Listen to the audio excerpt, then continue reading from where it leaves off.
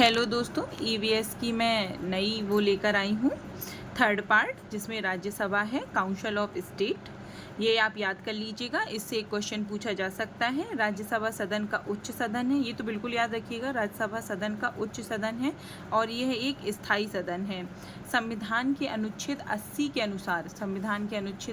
अनुसार राज्यसभा में अधिकतम 250 सदस्य हो सकते हैं। कितने सदस्य हो सकते हैं? 250, जिनमें 238 सदस्य विभिन्न राज्यों एवं केंद्र शासित प्रदेशों के विधानमंडलों द्वारा निर्वाचित होते हैं और राष्ट्रपति राज्यसभा में 12 सदस्यों को मनोनीत करता है। कितने सदस्यों को मनोनीत करता है? 12 सदस्यों को। राष्ट्रपति राज्यसभा में 12 सदस्यों को मनोनीत कर सकता है। ये 12 सदस्य साहित्य, कला, विज्ञान, संस्कृति, प्रशासन, न्याय मामलों में या अन्य क्षेत्र में विशेष ज्ञान या व्यवहारिक अनुभव वाले होते हैं। कैसे होते हैं ये सदस्य? पूछा जा सकता है। साहित्य, कला, विज्ञान, संस्कृति, प्रशासन, न्याय मामलों में या अपने क्षेत्र में विशेष ज्ञान एवं व्यवहारिक अनुभव वाले लोग होते हैं।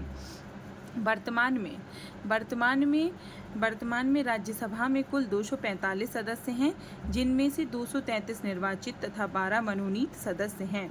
इन सदस्यों का कार्यकाल 6 वर्ष का होता है, क्योंकि ज़्यादातर सदस्यों का कार्यकाल अन्य उसमें 5 वर्ष का ही होता है। चाहे पंचायत ले लें, चाहे आप कुछ प्रधानी ले लें, कोई भी ले लें, लेकिन 5 वर्ष का होता है। केवल राज्यसभा के जो सदस्य होते हैं उनका कार्यकाल 6 वर्ष का होता है। विभिन्न राज्यों को आवंटित राज्यसभा सीटें संविधान की 4थी अनुसूची में दी गई हैं। कौन सी अनुसूची में दी गई हैं? 4थी अनुसूची में। ठीक है, अब हम लोग आ जाते हैं राज्यसभा बनने हेतु सदस्य की योग्यताएं।